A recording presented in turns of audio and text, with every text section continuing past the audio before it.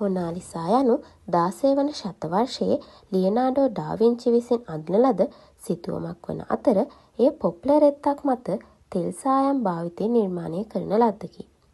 ලෝක ප්‍රසිද්ධ මොනාලිසා චිත්‍රය ගැන අද වන විට ලෝකයේ දන්නේ නැති කෙනෙක් නැති තරම්.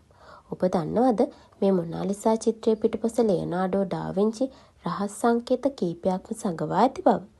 මේ චිත්‍රය ලියනාඩෝ ඩා වින්චිගේ රූපයට හරියටම සමානයි. ඒ වගේම මේ මොනාලිසා චිත්‍රය කොයි පැත්තෙන් බැලුවත් අපිට පේන්නේ මොනාලිසා අපි දිහා බලන් ඉන්නවා වගේ. විද්‍යාඥයන් මේ චිත්‍රය සොයාගෙන තියෙනවා මොනාලිසාගේ දකුණු ඇහේ LV කියලා අකුරු දෙකක් තියෙනවා. වම් පැත්තේ ඇහේ තියෙන්නේ CE කියලා අක්ෂර දෙකක්. ඇත්තටම ඒ මොකක්ද? බොහෝ විද්වතුන් කියන ආකාරයට මේ ලෝක විනාශය පිළිබඳ කියවෙන පෙර අනාවැකියක කිහිපයක්.